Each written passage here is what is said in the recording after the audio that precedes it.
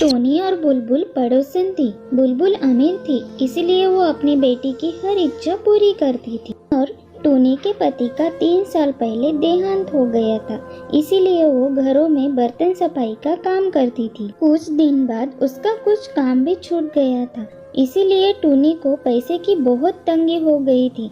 इसीलिए उसकी बेटी कुक्कू भी उदास रहने लगी।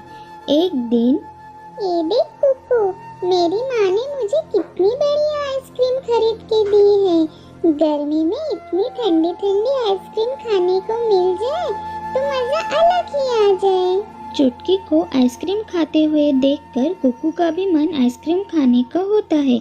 वो घर जाकर अपनी माँ को आइसक्रीम खरीदने की बात करती है। कुक्कू बेटा, तू जानती है ना, अभी मेरे पास इतने पैसे नहीं है कि मैं तुझे आइसक्रीम खरीद के दूं। अभी कुछ दिन रुक जा, जब मेरे पास पैसे आएंगे तब मैं तुझे आइसक्रीम खरीद के दूंगी। ठीक है माँ, कोई बात नहीं, जब आपके पास पैसे होंगे तब मैं आइसक्रीम खा लूंगी। कुक्कू की आइसक्रीम खाने की इच्छा पूरी न होने के कारण टोनी उदास हो गई थी। अगली सुबह टोनी काम पर जाने के लिए निकलती है। जाते जाते एक सूखा हुआ पेड़ दिखता है। टोनी उस पेड़ को पानी डालती है और काम पर चली जाती है।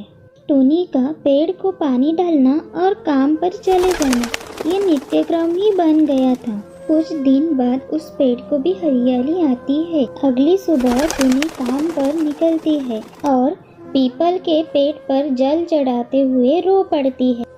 हे ईश्वर, ये कैसी मुश्किलें हैं। मेरे बच्चे ने आइसक्रीम खाने की इच्छा की और मैं उसे पूरा नहीं कर पाई। मैं क्या करूं?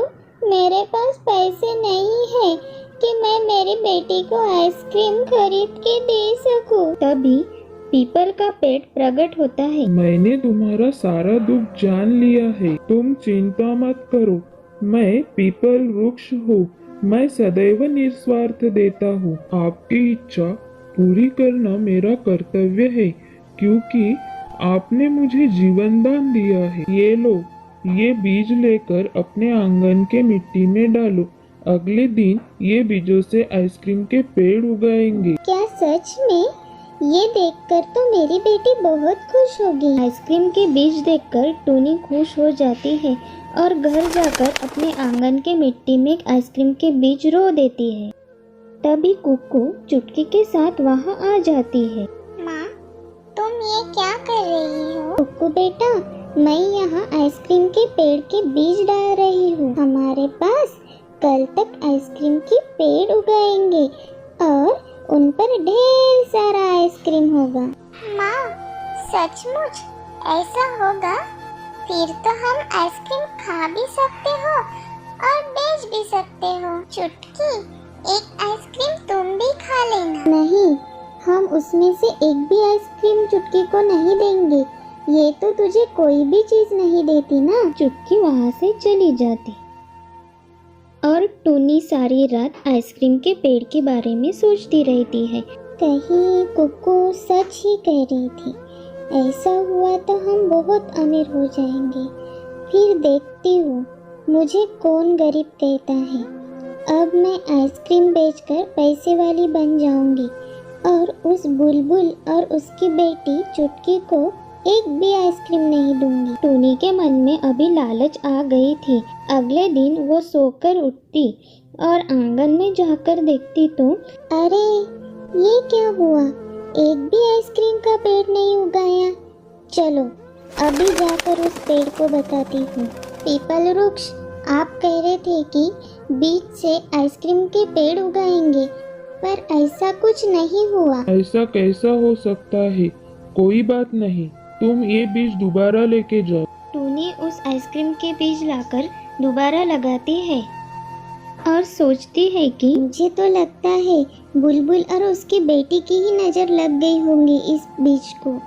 अब दोबारा लगाती हूँ, अब तो जरूर आइसक्रीम के पेड़ उगाएंगे। ऐसा बोलकर टोनी सो जाती है। और फिर अगले दिन सुबह होते ही टोनी देखती है तो फिर भी आइसक्रीम के पेड़ नहीं उगाए। अब टोनी गुस्से में वृक्ष के पास जाती है। पीपल वृक्ष, आप भी मेरे गरीबी का मजाक उड़ा रहे। आपने 2 बार मुझे वो बीज दिए पर एक भी आइसक्रीम का पेड़ नहीं उगाया। बेटी, मैंने तुम्हारे साथ कोई मजाक नहीं किया। मैंने तो तुम्हारी सहायता की थी ताकि तुम अपने बेटी को आइसक्रीम खिला सको। हाँ पीपल वृक्ष, मैंने कितने सारे सपने देखे थे। अगर पेड़ पर आइसक्रीम लगी तो मैं उस आइसक्रीम को बेचकर खूब पैसे कमाऊंगी, घरों में काम करना छोड़ दूंगी, लेकिन ऐसा कुछ भी नहीं हुआ। बेटी, इसलिए आइसक्रीम के पेड़ नहीं उगे। साथ ही साथ तुमने ईर्ष्या की भावना भी रखी। हमें कभी किसी से भी ईर्ष्या की भावना नहीं रखनी चाहिए। अब तुम फिर से ये बीज लेकर जाओ और इसे लगाते समय कोई भी ईर्ष्या मन में नहीं रखना। जी पीपल वृक्ष। टोनी को पीपल वृक्ष की बात समझ में आ जाती है और उसे अपनी गलती का एहसास होता है। टोनी घर जाकर फिर से बीज डालती है और इस बार बीज डालते समय मन में लालच का कोई भी विचार नहीं आने देती। और अगले दिन कुक्कू सोकर उठती है तो वो हैरान हो जाती है। आंगन में बहुत सारे आइसक्रीम के पेड़ लगे थे और उन पर आइसक्रीम भी। वहाँ से गुजरते कुछ गरीब बच्चे उस आइसक्रीम को देख रहे थे। माँ, जल्दी आओ, देखो हमारे आंगन में कितने सारे आइसक्रीम के पेड़ हैं और आइसक्रीम भी लगी हुई है। और टोनी खुशी से दौड़ते हुए आती है। हाँ हाँ, सच में बहुत सारी आइसक्रीम है। आओ बच्चों, कुकू सब बच्चों को आइसक्रीम बांटो। अरे चुटकी, तुम क्यों उधर खड़ी हो? आओ तुम भी खाओ और ये साथ में लेके जाओ अपने मम्मी पापा के लिए। सब मिलकर आइसक्रीम खाने लगते हैं। उस दिन से टोनी गरीब बच्चों को भी आइसक्रीम बांट देती थी। टोनी को पता चल गया था कि जो खुशी बांटकर खाने में मिलती है उससे बड़ी खुशी कोई नहीं है।